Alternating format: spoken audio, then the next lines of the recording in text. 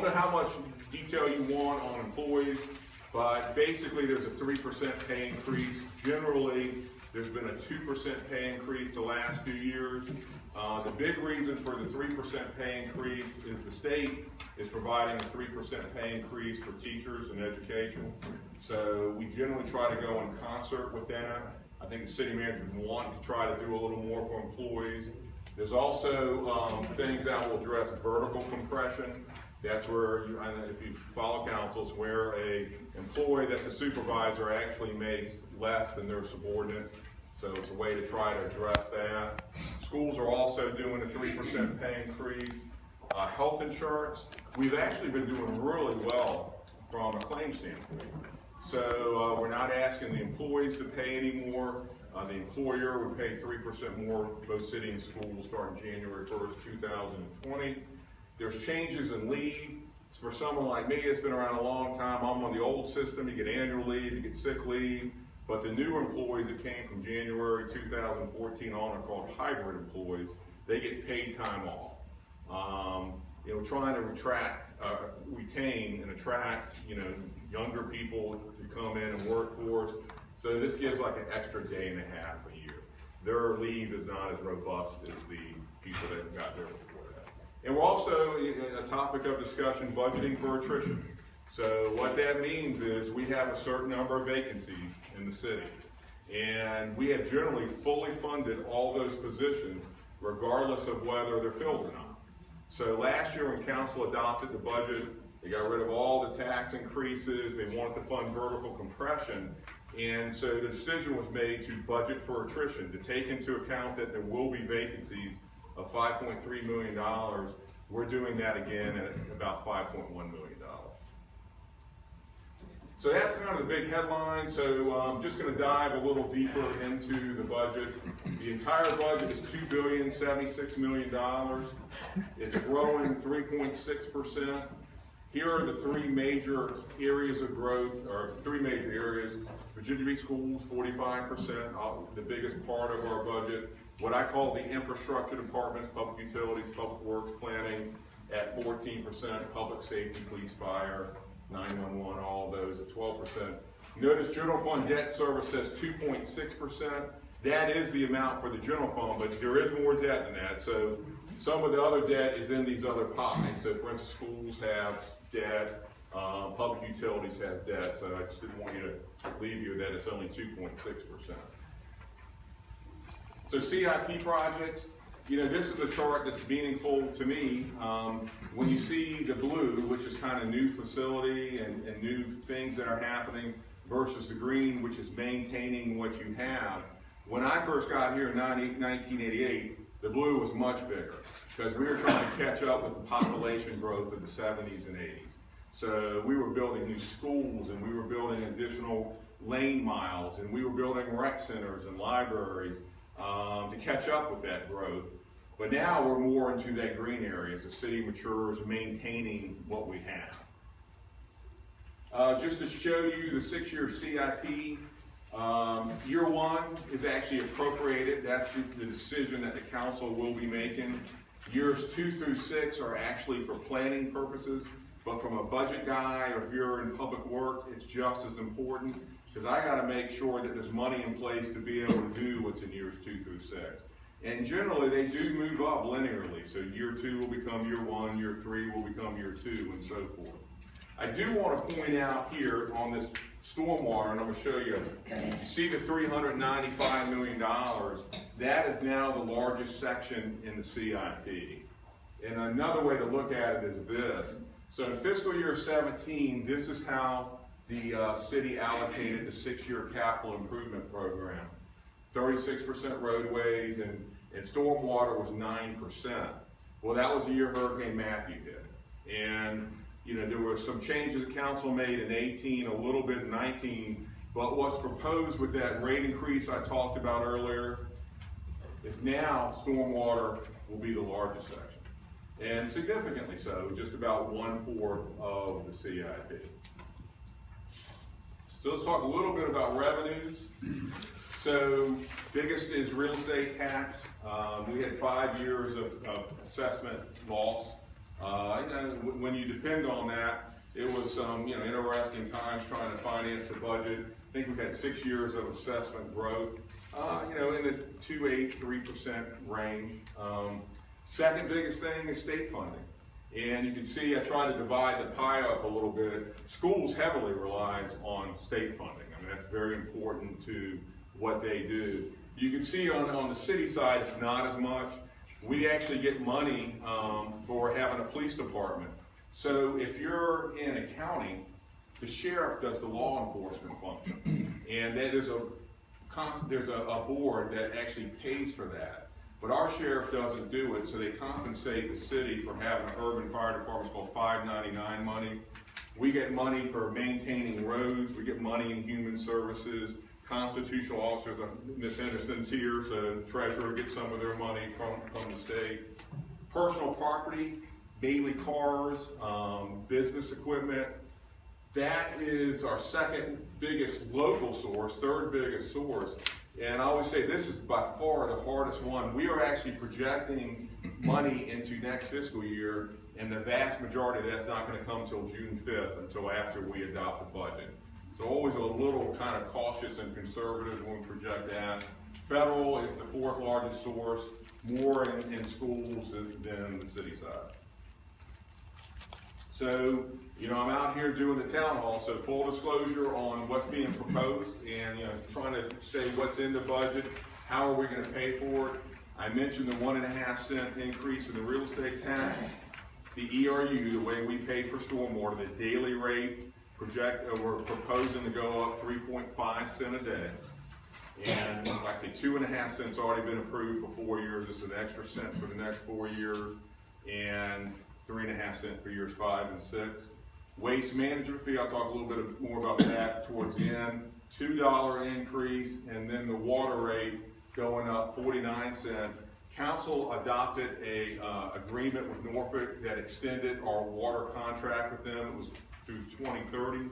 Now it goes through 2060. So we own the water, but Norfolk treats our water. So I want to talk a little bit about stormwater and go into a little more detail. So I know that's been, obviously a topic for City Council. So that's what our CIP looks like today. $280 million over 6 years. So with the proposals that we're talking about, those rate increases we just talked about, it gets us to a 6-year CIP of $395 million. That's at 23% that we talked about earlier. What the city managers asked to do is think much bigger than that. Stop thinking in terms of 6 years. This is a bigger issue, bigger problem. So and this is all just policy and planning. None of this is, being proposed to be adopted. If you carry the ERU rate out through 2032, which would get it to like 91 cents, 3.5 cents a day, 3.5 cents a day, had a 2 cent increase in the real estate tax like in 2023, 2026, 2030, you could actually fund $1.3 billion. And could actually do a lot and address a lot of issues. And it's kind of a hybrid model. It's not relying totally on the ERU rate anymore and totally financing the stormwater bonds. It would also start relying on general obligation bonds down the road, which is more on the general government side. So, that's kind of the thinking, going forward. All planning and just bringing it out right now. And these outer rings are just trying to address sea level rise. And some of the things that are out there's a Dewberry study, if you've been following City Council, talks about $2 to $5 billion needed to address stormwater and let sea level rise over the long run. So just want to kind of go through that. So, one way to look at the budget, I'm a budget guy, is looking at it in constant dollars. If you look at the blue line, that is what the budget has grown over since pre-recession, 2009. So in nominal terms, it's grown over $300 million. But if you adjust for inflation, it's actually not recovered to where it was in 2009. And we got to remember, it's not that we just maintain where we were at that point.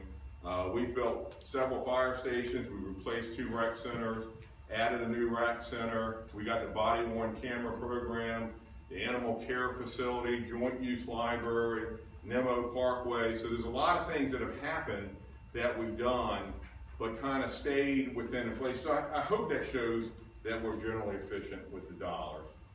Another way to look at the budget is measures of tax burden, comparing ourselves to the region. There's a lot of different ways to do this. It's kind of hard because some cities have different taxes in place. So we just take per capita expenditures, which we get from the Auditor of Public Accounts, divided by per capita income. Is that a American Community Survey? Is that Bureau of Labor Statistics? Bureau of Labor Statistics. And just so you know, for the region, we feel like we give good value for the dollar. But I'm out here because it is budget season, so you know, we're projecting that this budget, with all the increases that I talked about earlier, plus assessments are increasing, so it's not just taxes. We're projecting that the typical, what we call typical, and you can look at it in our executive summary, what a person with a median home value had last year, what that house is this year. We assume a couple cars at like $8,200. We all lay it out, so you know, if you know your own house value, how it's changed, you can do your own calculation. Almost $180, just under $15 a month. So, council actually has 10 goals. I've discussed these 4. So just kind of finishing up, one of the goals is maintain a sustainable city, providing excellent services. Implementation of new ERP, that's just replacing the finance system that we have in the budget system. Our system is 20 years old. If young people come in, it doesn't look like anything they're used to. It looks like something 20 years old. We're putting a couple positions into finance. Our biggest revenue source is real estate. So we're replacing and enhancing that software, another kind of older system. Planning for neighborhoods, another council goal. There's some initial funding for a Centerville Community Rec Center. There's a pilot project out in Princess Anne Plaza Woods, doing some things with parks, maybe some automated gates so you don't have to have quite the staffing and things like there all the time, so positions can kind of circulate through the region or through the city. Year-round destination tourists, the first 2 all funded by the TIP fund, modernizing restrooms, construction, sports center, we talked about it.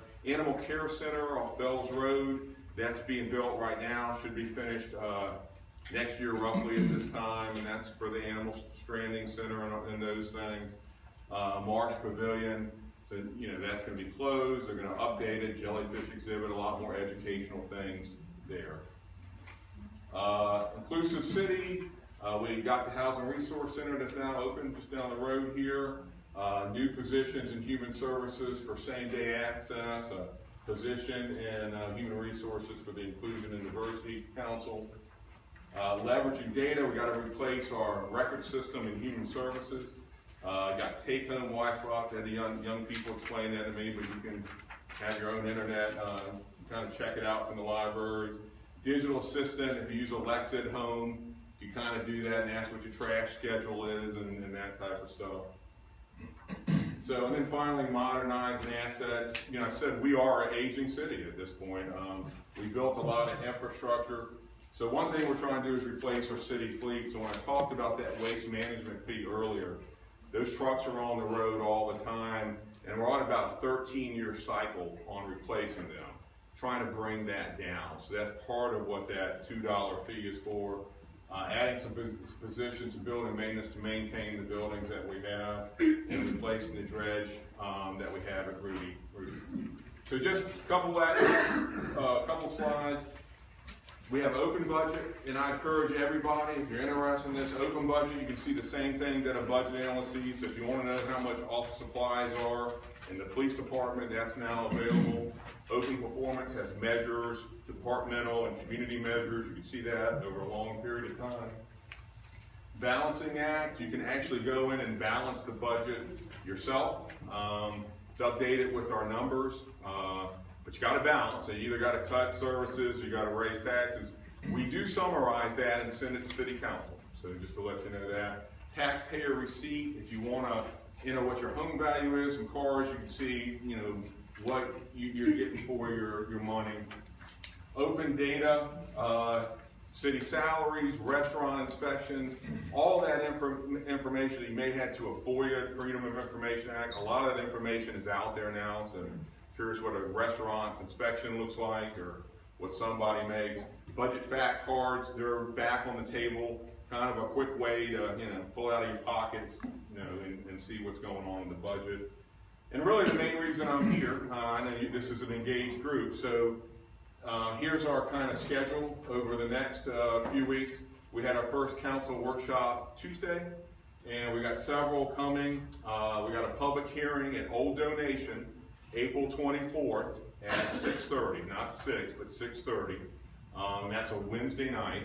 And then the following week at City Council Chambers, April 30th, 6 o'clock, we have another budget hearing.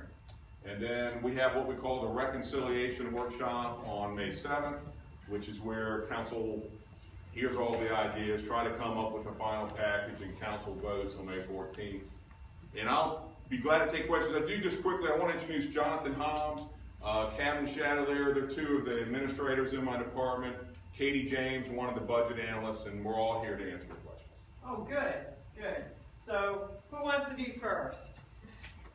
When money goes to the general fund, as in from stormwater, does it increase the borrowing capacity of the city? Okay, so let's talk about that. So stormwater, just to make clear on what I said, right now money goes from the general fund and what we call pay-go to the stormwater fund. So it's general fund money, and what we're proposing, it's going to stay in the general fund.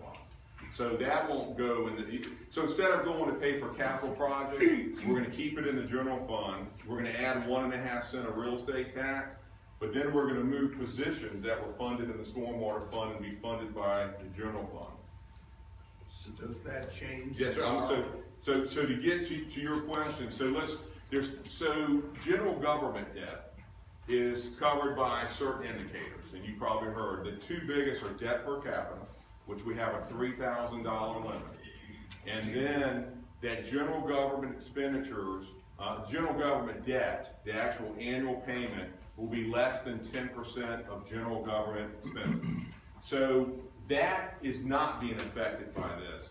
This would be debt that would be paid for out of the stormwater fund that has its own master bond resolution, and that debt would be covered by its own funding mechanism, and it doesn't impact those other debt indicators. In the long run, what we're proposing is that, if you're going to get to $1.3 billion, the stormwater fund by itself is not going to probably be able to cover all the debt that's needed, and then the general fund would pick up some of that down the road. Please ask. Did you understand that? So the bottom line is, will the city assume more debt because of the money going into the? Yes, they will assume more stormwater debt, but like I say, it's a separate category than what we call general government debt that funds buildings and schools and roadways and those type of things. So it's enterprise related debt. So the money that goes this way will not go the other way. Yes, so what we're doing is moving positions that are funded in the stormwater fund, taking them and putting them in the general fund.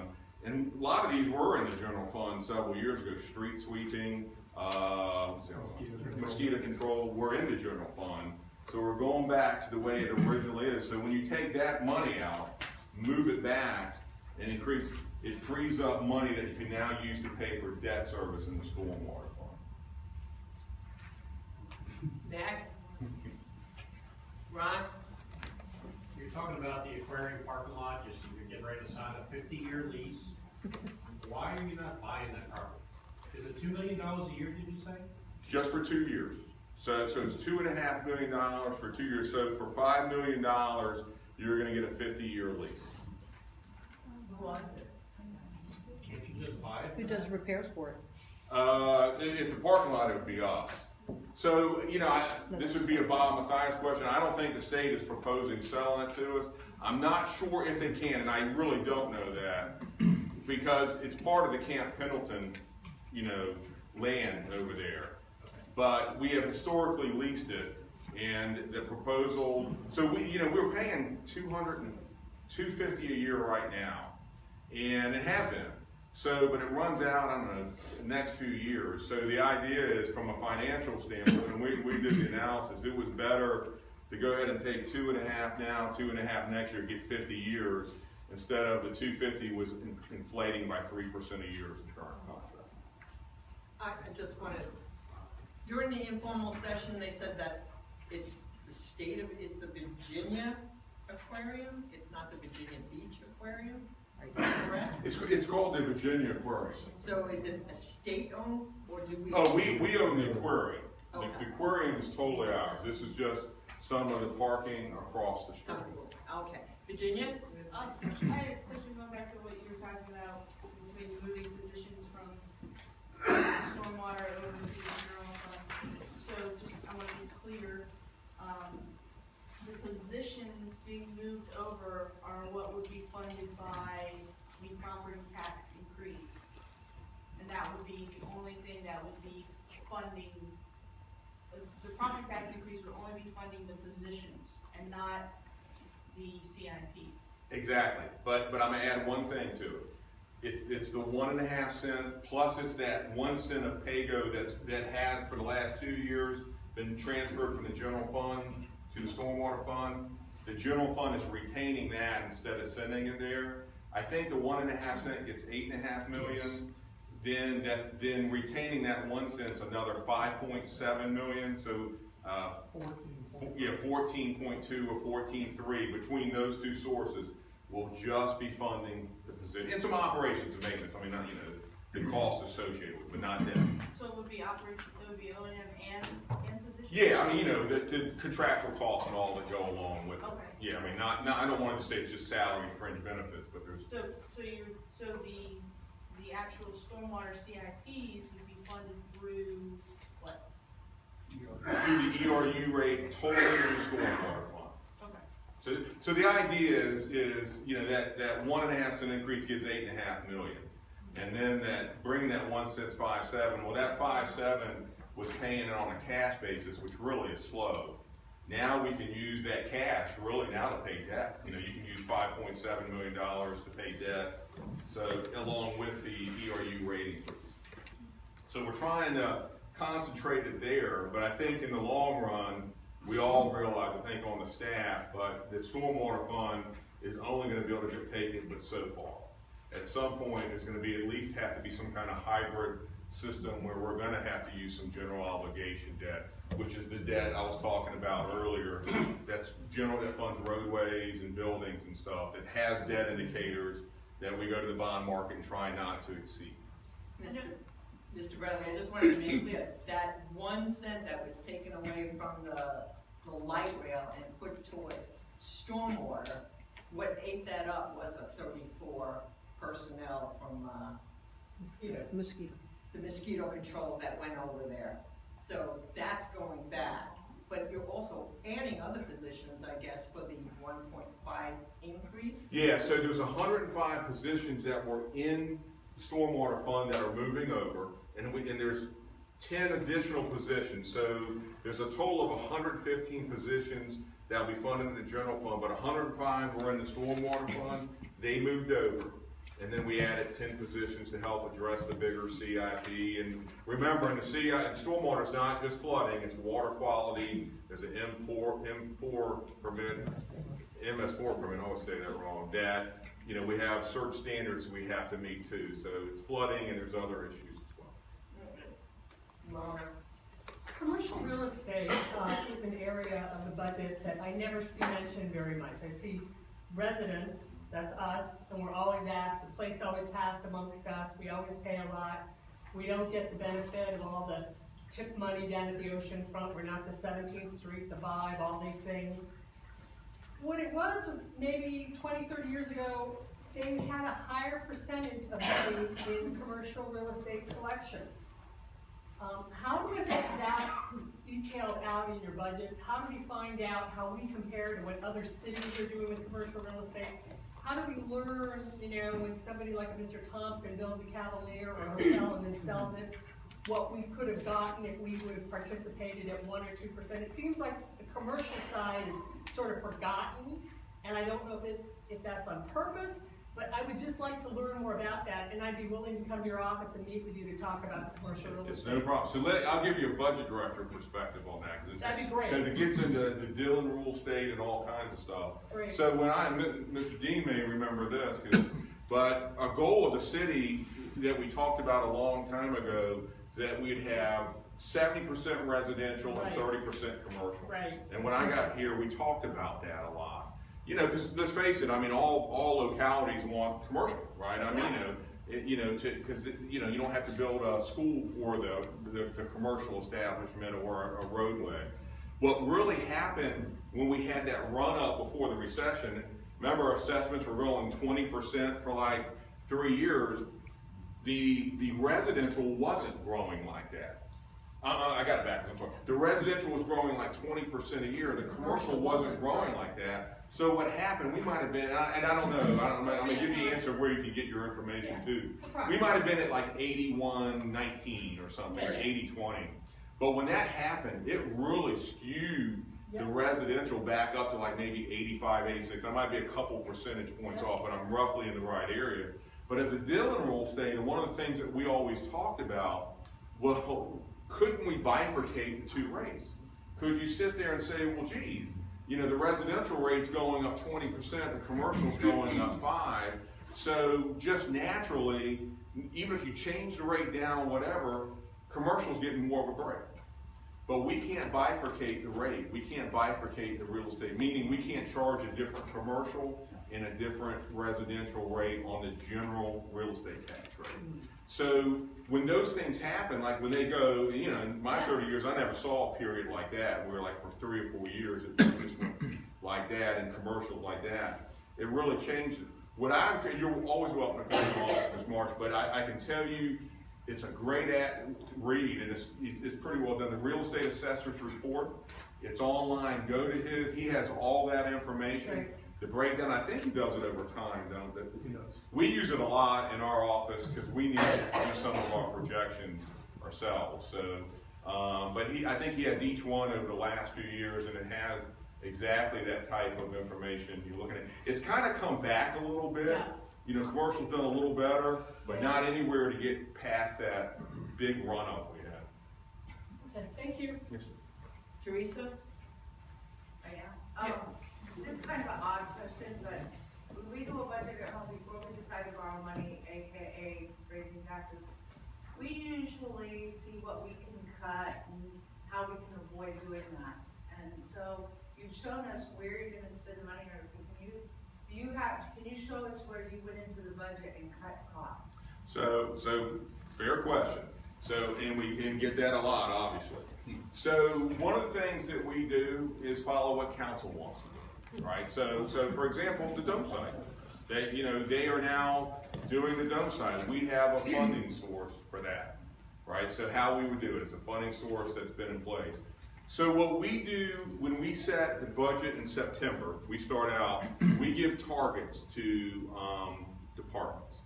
And a target, if we think there's enough revenue to do everything, we'll give 100% targets. And for about a 2-year period, we were able to do that. Up till about 2 years ago, we were given like 95, 96% targets. It gets, just pure budget stuff. It gets weird because most people don't want to cut public safety, for example, right? So if we give them a 95% target and they have 15 police officers, so then we said, well, let's try to give the public safety like a 99% and everybody else a 93%. So this year we went into the process with a 99% target, with the idea of trying to trim back a little bit. I think what you'll find, and I didn't mention it, and I should have when I got to that slide about the rate increases, those rate increases are for specific things. Stormwater, the water contract, and waste management. If you don't have those rate increases, the budget's growing 2.6%.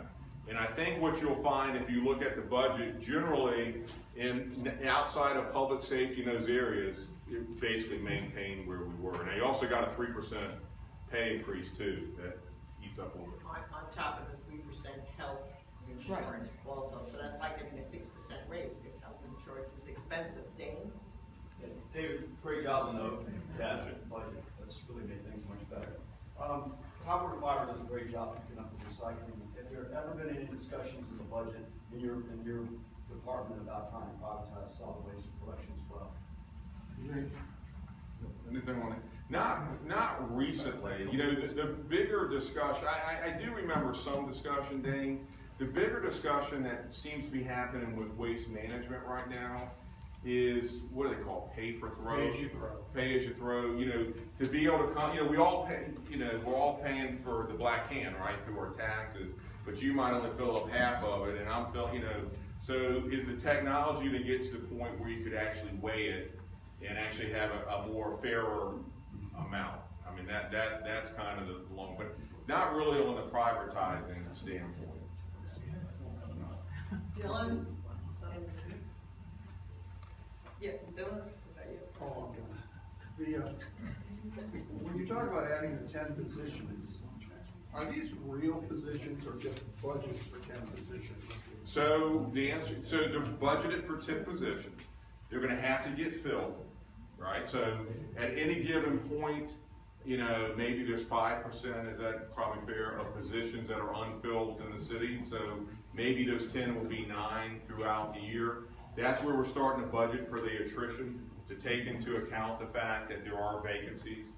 So instead of, you know, through 2 years ago, that $5.1 million that I'm saying we're taking into account, we would have had an appropriation and we needed a revenue to pay for it. So to answer your question, no, probably all 10 will not be all filled at one time, and we're trying to take into account the fact that occurs. Now, I seen in the budget where it said that, the city manager was gonna use part of that for pay compression. like Yes, $5 million for that. it's interesting, Diana, in the general fund, every 1 cent of the pay increase is $4 billion. I mean, you know, you gotta keep the math, I went to East Carolina University, heard that, I gotta keep the math simple. So every 1% is $4 million, and if you count all funds, it's $4.7 million, right? So 5.1 million attrition paid for 1 cent of that pay increase, if you wanna think of it like that, and that vertical compression is roughly 1.2 million. So basically funded 1 cent of the pay increase in the vertical compression. You're next. I'm a Lyft driver, so I notice the quality of the roads around. I've been really impressed with the repaving efforts, the London Bridge Road, Reagan Avenue, Bridge Boulevard. Wonder when we can expect Laskin Road from Hilltop to Rundletown. If you get into specifics, you do call Public Works. Yeah, I don't have those schedules. But we did, several years ago, we tried to put more money into that and try to get the paving schedule. I live near London Bridge. My wife wasn't as happy during the event, but she's happy with the result. But yeah, you can call Public Works. Mark Johnson's the director. If you send the email to him, he's really responsive. He'll get you to the right person. All right, super, thank you. Vicki, and then Ron. Can you tell me a little bit about this open budget? You touched on it quickly, but can you tell me a little bit, is that like an online checkbook? I'm gonna let Jonathan do it. So he's worked with it more than me, so go ahead. So Can open you bring budget. it up? I'm sorry? Can you bring it up? Can you do it can you get to the internet? We have internet. We have internet access, I can certainly give it a whirl. Actually, Katie, you wanna bring it up and I'll talk? Yeah. Okay, she knows where it is. Just gotta get to our budget page, dude.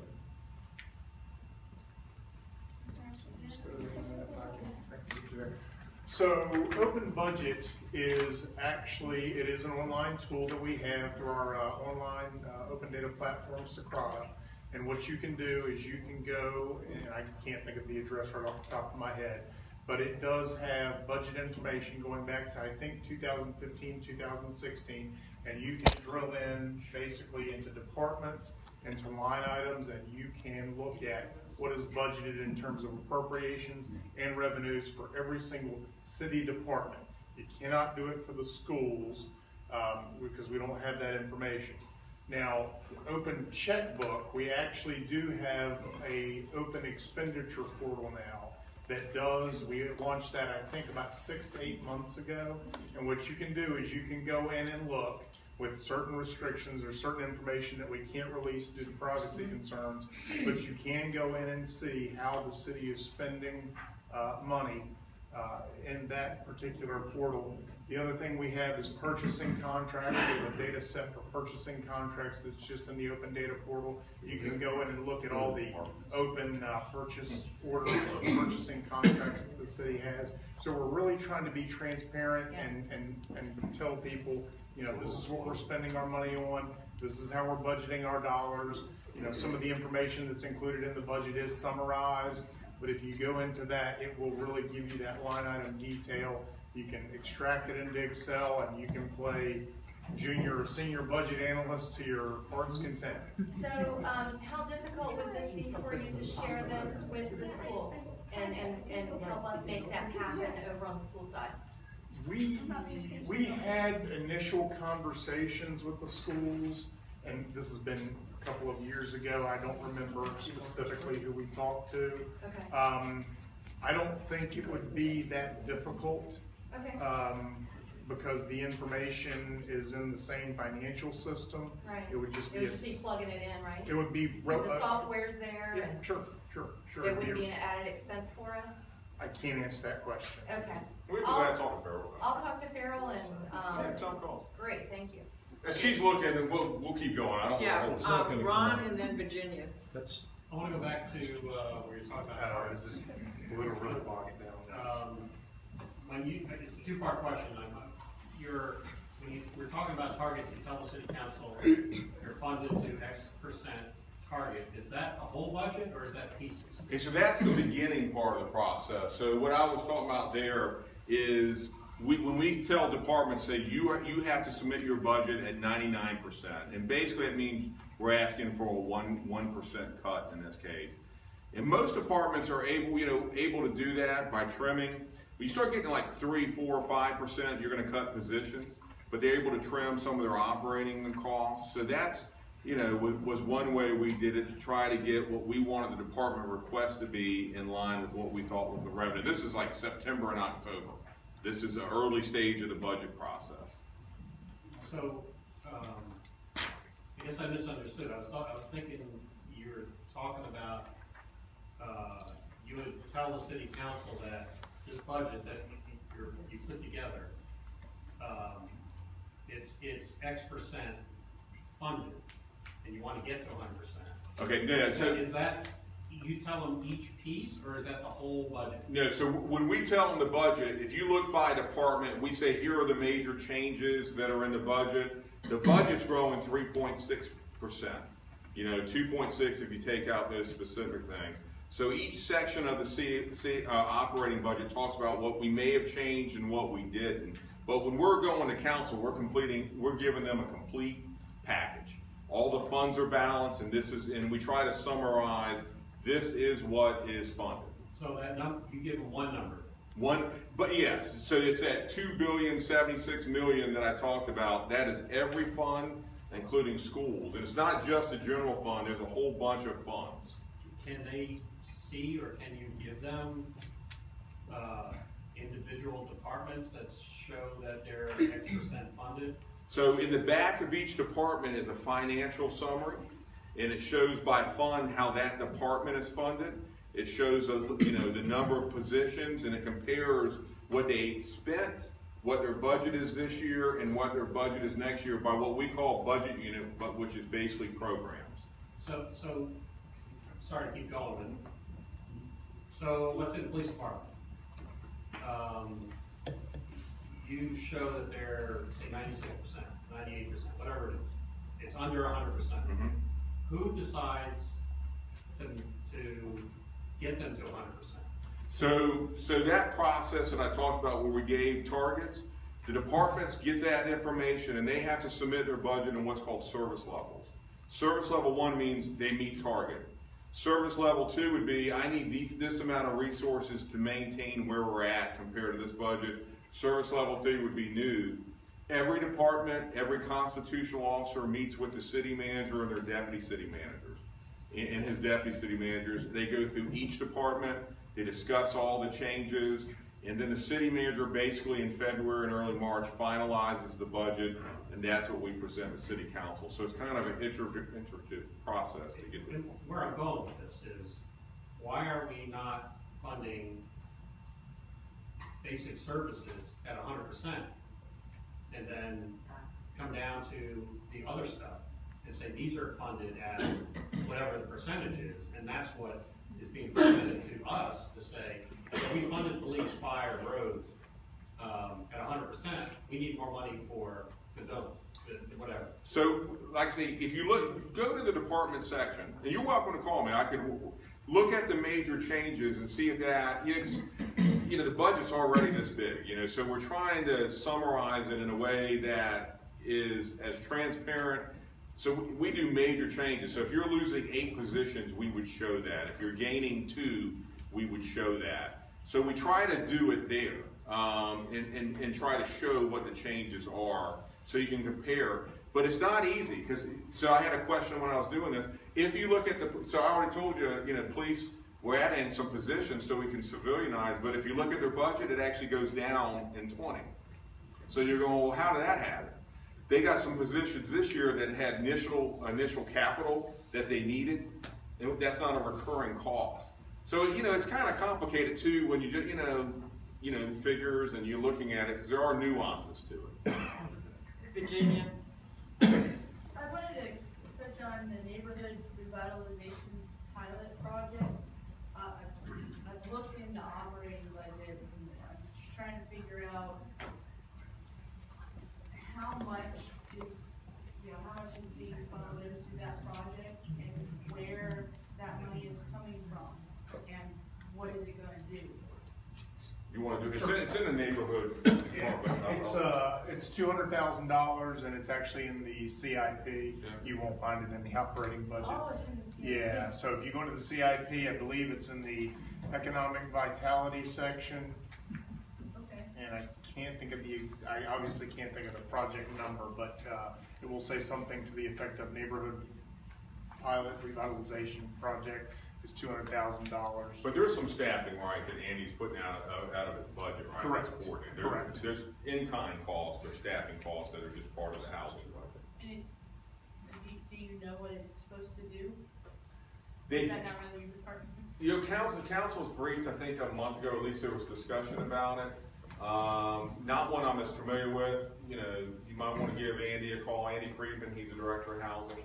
Because it is a pilot project, so they're just getting geared up, and then because of the issues in that area, they thought it was a good place to start with. And the idea is if it works there, try it in other neighborhoods. Okay, Bill? Help me get some sense of what's going on. You have 105 positions working on stormwater runoff, and it's going up to 115.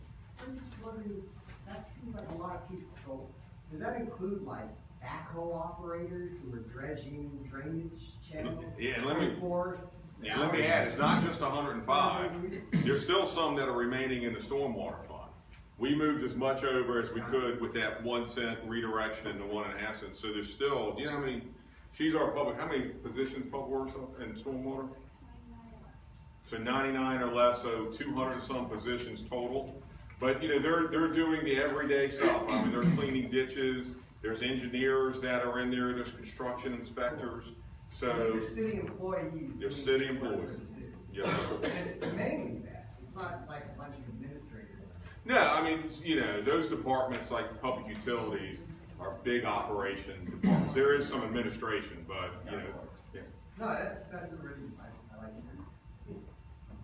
Okay, that gentleman, yes, you're next. I'm from New York. I'm here since the end of July. And we had problems with the budget also. And it was a little short. And the departments that were operating had a hard time working at top efficiency because of it. So we volunteered to help them, whether it was the fire department, the police department, or the sanitation or whatever, and it worked out. When you're saying that these different services are not fully funded, does it affect their work or what they're doing, their output? Does it have a major problem with it? Like with the police, you can't shortchange them. You'll put them in a spot. The fire department's the same way. What about the garbage department? What about the sewage? And whatever else is involved? Yeah, let me talk about that 1%, because I don't think I've explained it well. That's a start of the budget process. Generally, I would say every department has maintained its current funding. We trimmed a little bit in some operating accounts. We do analysis. I mean, we're budget people. I mean, not popular probably by departments either, but, we go in and we look at their expenditure trends and all those things and say, hey, we think you can trim a little bit without having an impact. And at 1%, that's where we said, sometimes we had to put the money back. It's part of the process. So no, we think you really need that. But generally, I think we were able to maintain city services in all the departments with some targeted increases like in police and fire and so forth. So, I have a suggestion. We had a big meeting and it was a turnout that was unexpected. Somebody brought up that if you're really having a problem with the budget, a lot of people are retired. They don't know what to do with themselves. They'd be happy to help. You ask, like, the different services, would anybody be willing to volunteer to help doing whatever, name the different types of jobs, and the people went crazy. I don't believe how many people volunteered. So, Melissa Zabutis is someone you need to contact. So she runs a kind of our volunteer office. So call the city manager's office.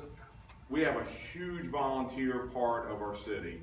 And it's actually, I think everybody would probably agree with this, it's kept our costs down because we have a very large volunteer emergency medical system. A lot of the paramedics are volunteer. It's something that we've done, and kept in this big city. So there is a lot of opportunity to volunteer. Okay, Delegate Fallow and then Robert. I'm trying to understand the CIPs and how those fit in with stormwater. And the priorities I know are set by city council, but is there like a ranking system or percentage where we say this is the most important thing, we make sure we put the most concentration there? And I'm also trying to figure out, like, when I'm looking at a CIP, how I figure out where the funding came from. Okay. Like specifically like the beach district and some of the funding that's a large part of next year's budget and specifically in the tourism areas. Okay, so let's kind of take it one at a time. So if you look in the back of the CIP, each section has ranking criteria that we use, and we list those in back now or front? It's in the back, so we moved it around. So you might be health and safety and issues like that. So, but generally the CIP doesn't change a lot from year to year. Year 2 becomes year 1, so it gets set by council, and we generally follow that. To answer your question about how we're funded, so if it says local funding, it means it's going to be bonds or PAYGO. Now, if you look in the front of each of those sections like roadways, it will show that this amount is going to be bonds, this amount will be PAYGO or cash. The reason why we don't specifically say this one's going to be bonds or this one's going to be PAYGO, it depends on which project is moving faster. So we might want to go to the market with this one, so we got flexibility. But one thing I got to do as the budget director, I make sure every year, is what I can't have is have projects. I can't have projects funded by bonds than things that aren't bondable. For example, a dredging project can't be bonded, right? Because it's not going to last 20 years. Just like you wouldn't buy a car for 3 years and get a 5-year loan. So beach replenishment, those type things, and maintenance type projects. So I try to make sure, and we try to make sure in total, that we think all these projects could be bonded, and I got to make sure that I don't have any more bonds than that in the system. But we kind of do it by section. So to answer your question, if you look in the front of each section, you'll see a list of what the funding sources are. If it's TIP funding, would that indicate that? And that wouldn't be stormwater related? Absolutely not. So all the TIP fundings, I think there's one now that is in roadways or buildings. Which project was that? It's yeah. So 500. yeah, 500,000. So in the history section, or is it in the purpose? On the verbiage, you'll see if it's TIP funded. So we say in there that this project is TIP funded. But it's basically dome site sports center, dome site parking, dome site streetscapes, 17th Street, oceanfront restrooms, and quarrying. So I can look at the back of here. Yeah, if you look at the project page, we have a question, call our office. I mean, we have a spreadsheet that he's your tip guy. He can tell you all about it. Robert, you were next. Yeah, David, you had mentioned Burton Station coming online within the next 2 years and the new FTEs there. How many how many actual FTEs are projected for that? Because that station is very peculiar. It's the only fire station that I'm aware of in the city that wasn't built to take care of a 5-mile circumference geographically around it, so they could hit all the way out. This is at the city limits, so we're only gonna be covering half of that circumference. And, I mean, this isn't in your bailiwick, but years ago, when Burton Station folks were trying to get city water and sewage, they had outhouses and all that, we said no, the city said no, and what they tried to do pretty much was to push that neighborhood out, get their properties, and they tried. Well, it was my understanding that, and this is recently, the reason why we built that station there, Burton Station, is to be able to get access to that property, because you couldn't do it under regular eminent domain unless it was a public service. So I just wanted everybody listening tonight to know that was pretty much the premise, unless you know of somebody that's gonna deny that. Right now, we have 137 police officer vacancies, and we're adding more. Actually, we're not adding more, we're adding civilians to put existing ones on the street.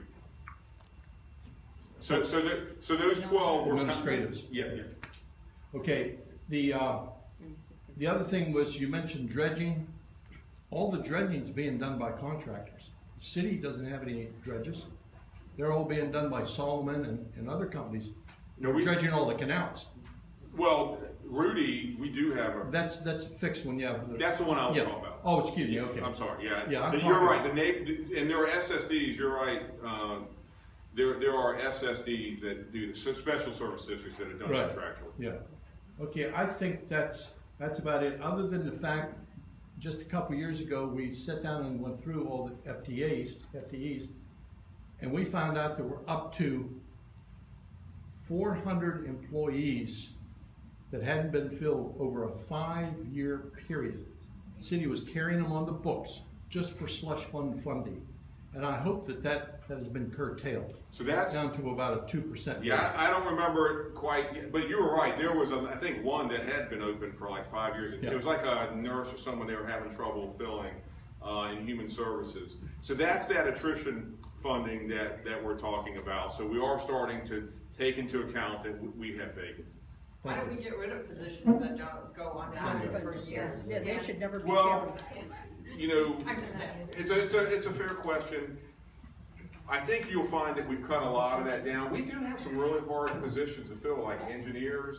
You know, and it's funny is being the wrong word, but, you know, I'm seeing it here. You know, we generally get, you know, young people out of graduate school to be budget analysts and kind of train them up. But when the economy's really good and you're kind of reaching full employment, you know, we're not, you know, we usually have 4 or 5 people and just go, wow, you know, and right now, it seems like the market's a little tougher, you know, so, but when the economy goes down, it seems like, you know, we do get more people applying. Do you have the operating budget here? Yes, we do. Can I see it a moment? Teresa, you had a question. me to handle the Burton Station questions?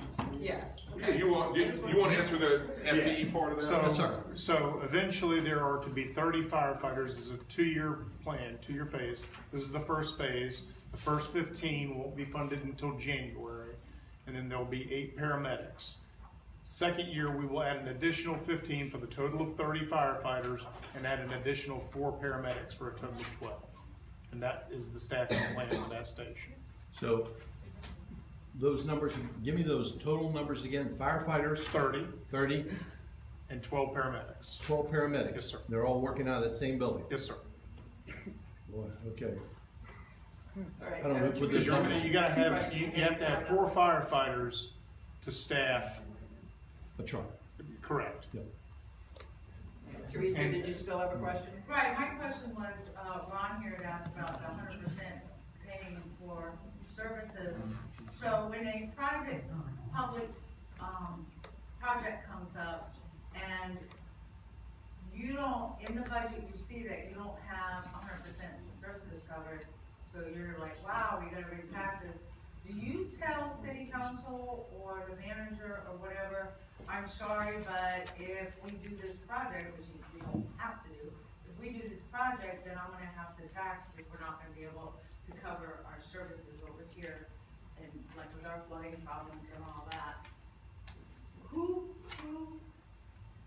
decides, where is there accountability for a budget not being followed, you know? And is that you? Do you I'm sorry, we don't have to like that. So, I mean, I think what you're getting to, so by state code and our city charter, it's a city manager and a city manager council form of government to submit a budget. So, you know, as the executive, so he's employed by 11 people, so he's trying to follow what they're doing at the retreat and I'm sure talking individually, and he comes up with a program. And he presents it, you know, and that's what we did on March 26th. I don't have it up there, we go through all those workshops where council asks questions, and we get a lot of questions outside that we answer. So there's a lot of information, and by the way, go to our budget website, because you can see all the questions that council asks. So, you know, and you get all that detail. So ultimately, it's city council, you know, by mid-May, that's gonna look at what the city manager submitted. We try to be as clear as possible. This is changing in this department, we're adding this. You know, here are the projects, and then they, you know. But I think a lot of people have a problem when you say we have to raise money for flood problems and things like that, but yet we're gonna go, help a businessman build a surf pool when we have needs that are not met. I think a lot of people, that's very simplified, but that's how people think. It's like, why are you doing this? So let me give you a budget director perspective. So I'm looking at what council wants to do, right? Because, you know, if you know, in January they heard the decision on the dome site, and if they want to do it, where my concern comes in, I want to make sure I can finance it. You know, if that's what they decide to do, then I want to Have make you sure. ever told them no?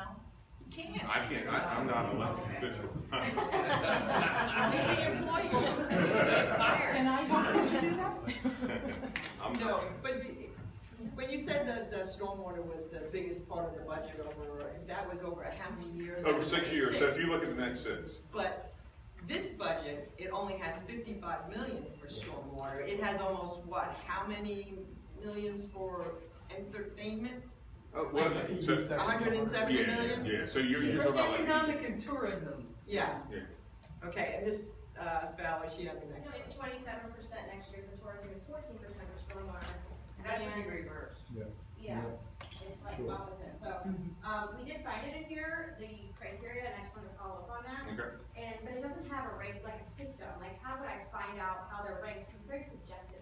Yeah, so each section does it differently. So for instance, information technology, which really, you know, if you're roadways, you got engineers that are really looking at that, right? They're scoring different things. They have congestion criteria and stuff, but for instance, information technology hits every department.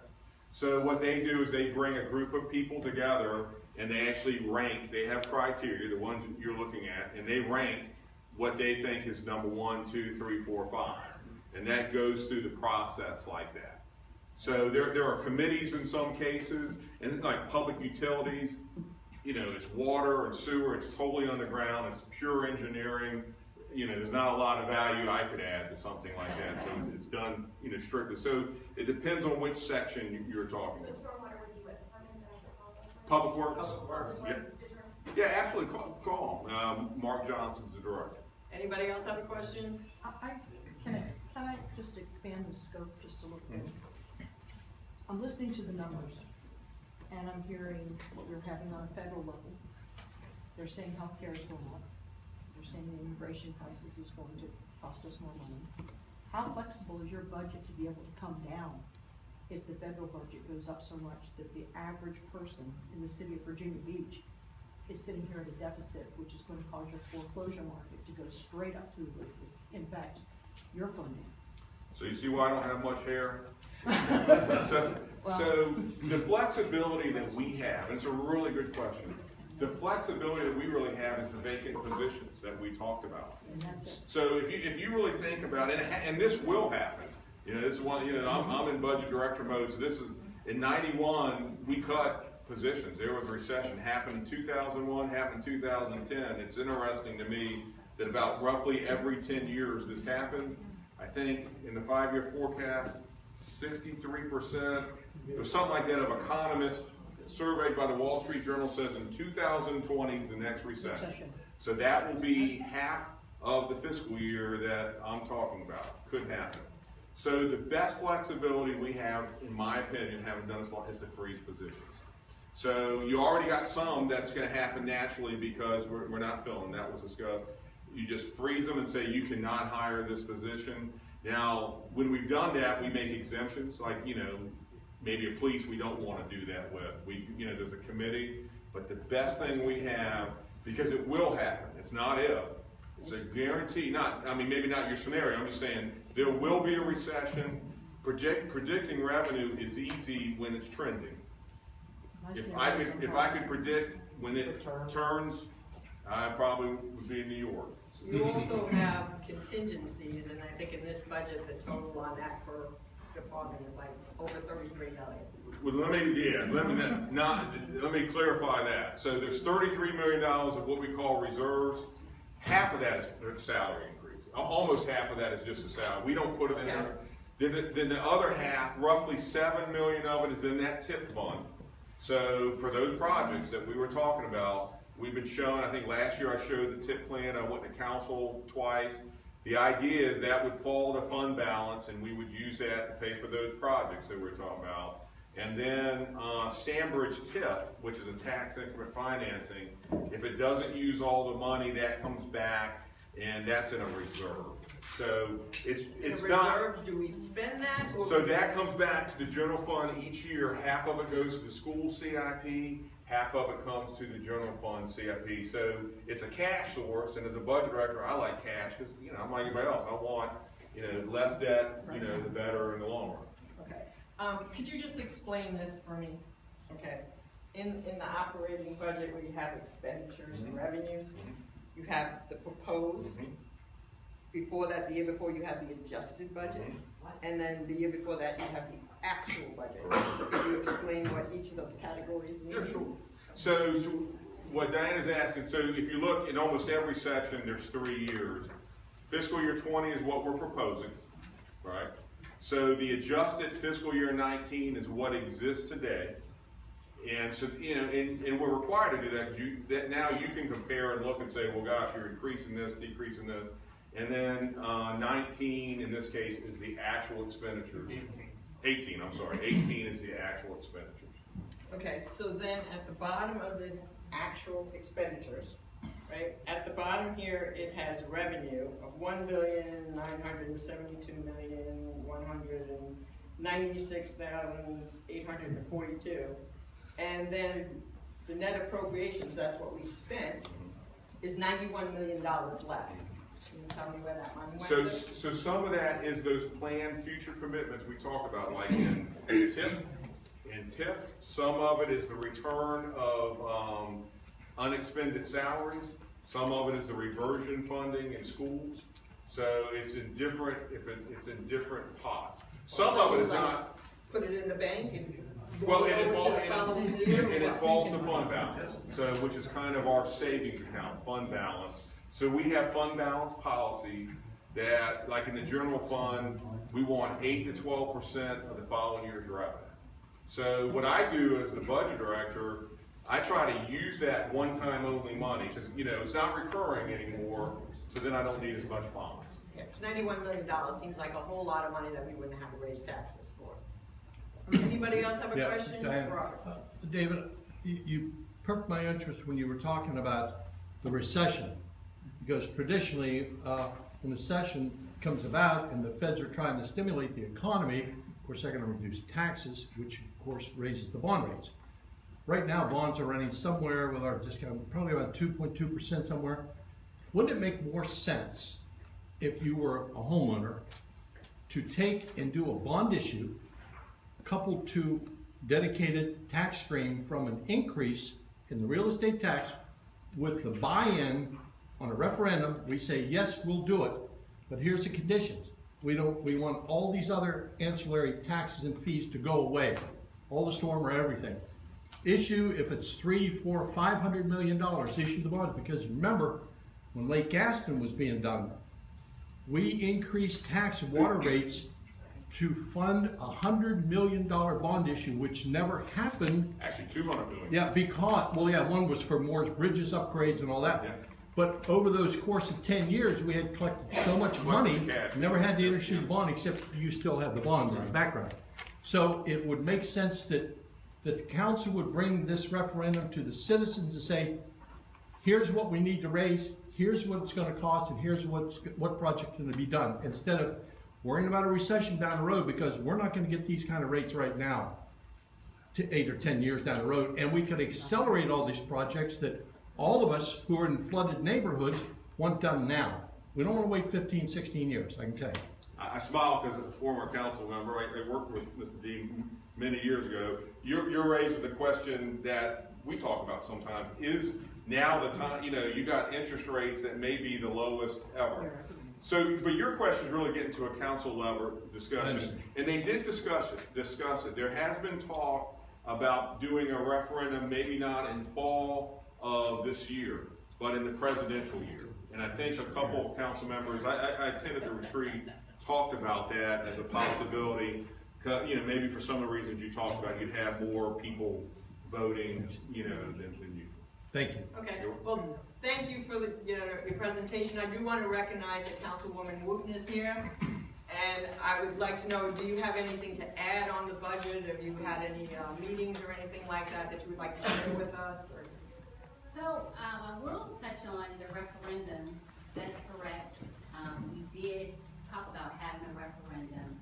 Ms. Wu, could you come up front? We're live streaming, please. Sure.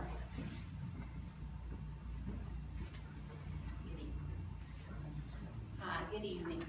I just wanted to touch on the question about the referendum. We did talk about that in one of our meetings and at our retreat. And I believe the dilemma is this: if we put the referendum out for the citizens to vote on, which is, I believe, a good thing to do, but if the answer comes back that it's no, we don't want you to, use that money or raise that money for that purpose, then what do we do concerning flooding? So then that's the dilemma. And, I know that's not something that, people may like, but that's the truth. If it comes back and it says no, then we have to figure out what to do then. And that's either gonna be, we have to listen to what you say. If you tell us you don't want us to raise it, then we won't be able to do it. But then what's the other option? Wait on the federal government, wait on the state government, which we're not really getting very much support with now. I believe over $49 million was diverted by the state away from the city of Virginia Beach for flooding. So that's the fact. Robert? Yeah, Ms. Wood, if I may, I think Rosemary Wilson was the one to raise that. But you may not recall, but back in 1986, we had a bond issue for building all these rec centers. It failed. They turned around the next year, I think it was the next year, ran it again, and it passed because they gave a more compelling reason to build these, lower interest rates and everything else. So if you place the trust in the people know what they want their government to do much better than the government employees, which are the elected officials. So if you put it out there, this is going to be for these projects dedicated, and we're going to have them done by such and such a time, I guarantee you, if you take away all these other fees and taxes that are just nickel and diming us, we know what to plan for. It's going to be fixed until the bond issues are paid, 30, 40 years down the road. Thank you. We really can't take any more questions because it's already 22 after. So I thank Ms. Wu for coming, and if you want to talk to her afterwards,